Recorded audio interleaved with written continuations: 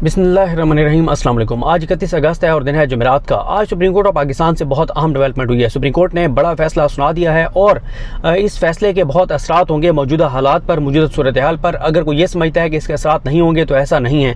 आज chief justice Pakistan justice Umar Bandial साहब की सरबराही में ये 3 रुकनी बेंच था, जिसमें जस्टिस एजाजुल एहसन साहब और जस्टिस मुनीब अख्तर साहब मौजूद थे।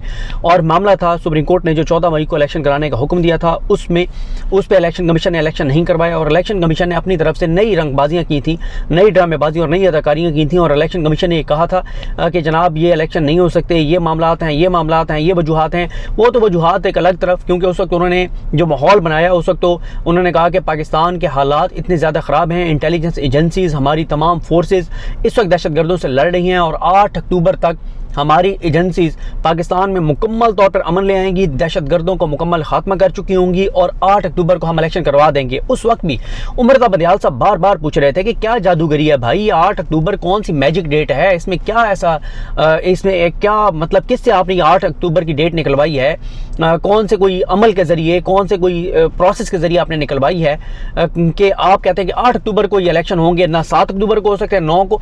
उस वक्त भी सुप्रीम कोर्ट ने ये वाज़ेह कहा था कि ये भी आप सिर्फ रंगबाजी कर रहे हैं, ड्रामेबाजी कर रहे हैं, आपके कोई इरादे, आपकी नीयत कोई नहीं है।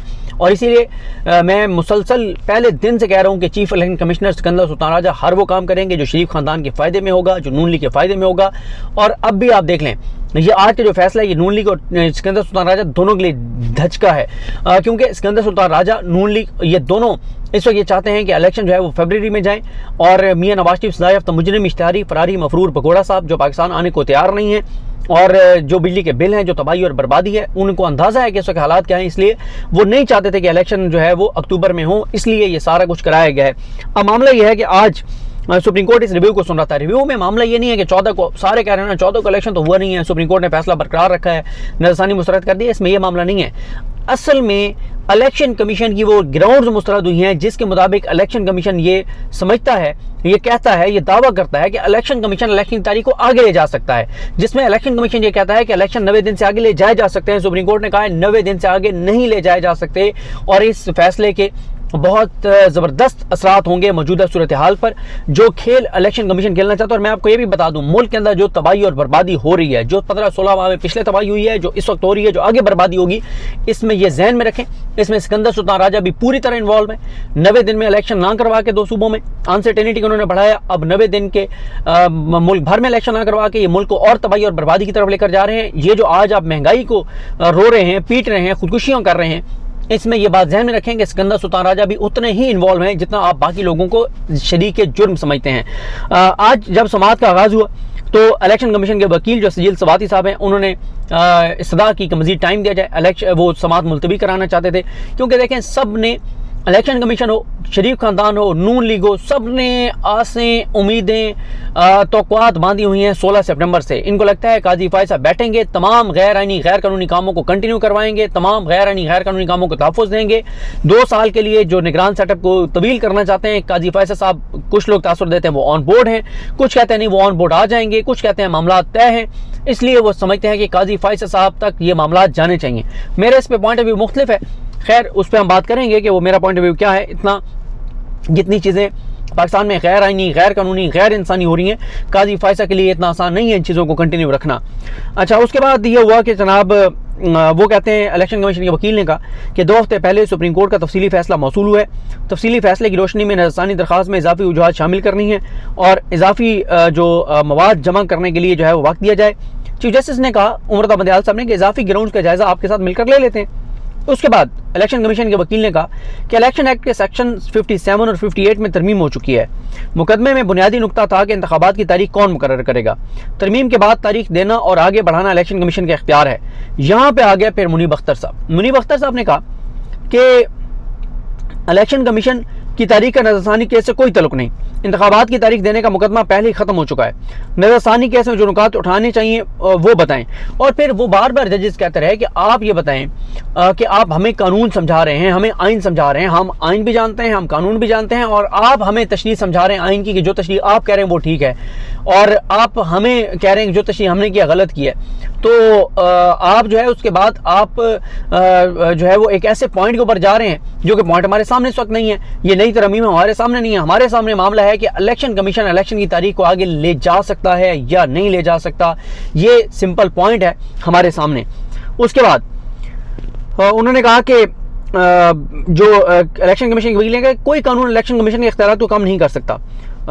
मुनीब अख्तर साहब ने कहा कि बात कानून की नहीं आइन की है। आइन कहता है कि इंतखाबात हर सूरत में 90 दिन में होने चाहिए। इजाजुल हसन साहब ने कहा कि इलेक्शन कमीशन इंतखाबात 90 दिन से आगे नहीं ले जा सकता। इलेक्शन कमीशन ये नहीं कह सकता कि कानून बन गया है अब चाहे 690 दिन इंतखाबात ना हो। फिर इलेक्शन कमीशन के वकील ने कहा कि आइनी मैंडेट से तजावुज़ नहीं कर सकते। इंतखाबात 90 दिन में कराने की शिक को आर्टिकल 254 के साथ मिलाकर पढ़ना चाहिए।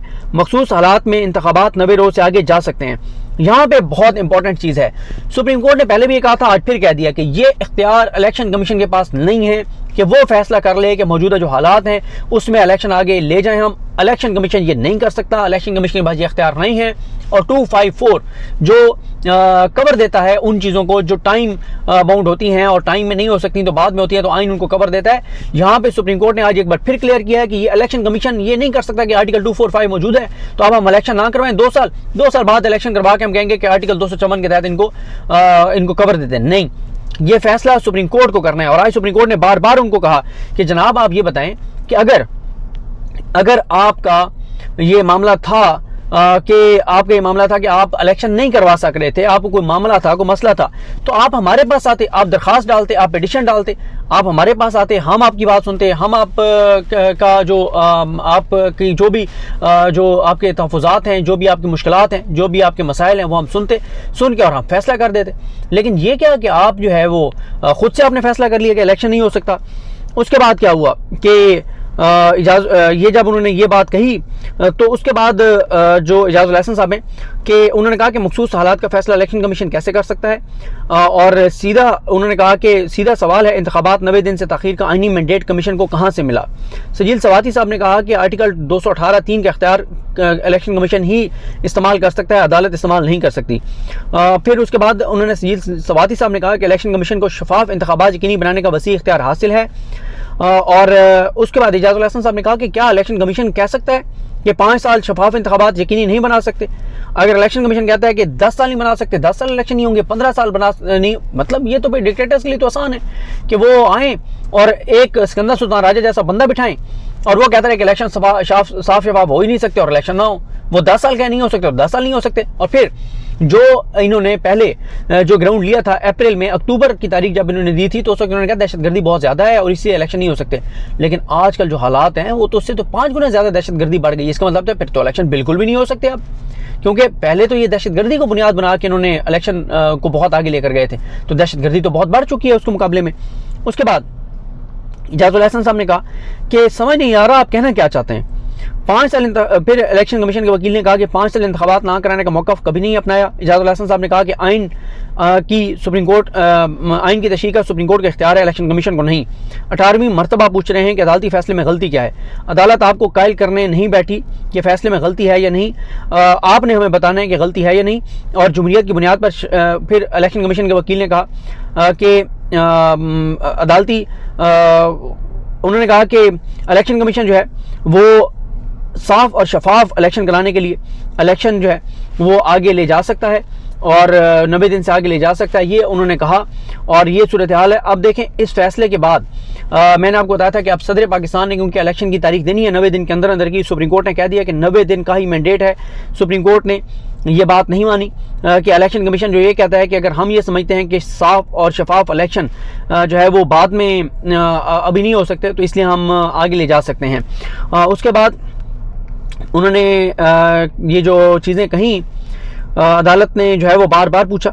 और मुनीब अख्तर साहब ने ये भी कहा उनको कि पहले बंदयाल साहब ने कहा, उन्होंने कहा कि आइन में जब भी खिलाफ वर्जी होगी तो सुप्रीम कोर्ट मुदाखलत करेगी। मुनीब अख्तर साहब ने कहा कि आइन किसी की जागीर नहीं है, आइन किसी की और कोई भी आइन से इनहराफ या तजावुज़ नहीं कर सकता। आइन पर अमल दरामद में मुश्किल हो तो अदालत जाना चाहिए। आप हमारे पास आते, आप हमें आगे बताते। उसके बाद मुनीब अख्तर साहब का ये कहना था कि अदालत ने मुतअद्दिद बार पूछा कि इलेक्शन कमीशन को पंजाब के इंतखाबात के लिए फ़ंड्स और सिक्योरिटी दी जाए तो इंतखाबात कराएंगे या नहीं। इलेक्शन कमीशन ने जवाब दिया कि फ़ंड्स और सिक्योरिटी मिल जाए तो हम इंतखाबात करा देंगे। उसके बाद चीफ जस्टिस ने कहा कि इलेक्शन कमीशन के वकील को हमने सुन लिया है। कमरे अदालत में बैठे तमाम अफराद का शुक्रिया। अटॉर्नी जनरल साहब से पूछा गया कि क्या आप कुछ कहेंगे, तो उन्होंने कहा कि जी मैं जो है कि इनकी दरख्वास्त जो है वो मंजूर की जा सकती है या नहीं की जा सकती, तो उस पर उन्होंने कोई उस तरह से मौक़िफ़ नहीं दिया। तो खैर सुप्रीम कोर्ट ने इलेक्शन कमीशन की दरख्वास्त मुस्तरद कर दी और 14 मई को इलेक्शन कराने का फैसला बरकरार रखा। और साथ ही मुनीब अख्तर साहब ने कहा कि इस केस में सुप्रीम कोर्ट ने इलेक्शन कमीशन को हल तजवीज़ किया था। फैसले में कहा था कि इलेक्शन कमीशन इंतखाबात नहीं करा सकता तो आईनी दरख्वास्त दायर करे। इलेक्शन कमीशन को अच्छा लगे या बुरे, लेकिन उनके पास इंतखाबात नवेरों से आगे ले जाने का इख्तियार नहीं है। मुमकिन है कि मुस्तकबिल में अदालत और इलेक्शन कमीशन मुख्तलिफ पोजीशन लें। मौजूदा केस नज़रसानी का है, इसका दायरा महदूद है। और इसके बाद सुप्रीम कोर्ट ने जो है वो अपना फैसला बरकरार रखा 14 मई को इलेक्शन कराने का। और जो इनका फैसला था जो इलेक्शन कमीशन का आगे ले जाने का और जो इनके मामलात सूरत हाल वो सब मुस्तरद कर दिए गए हैं। और ये हालात हैं, ये सूरत हाल है।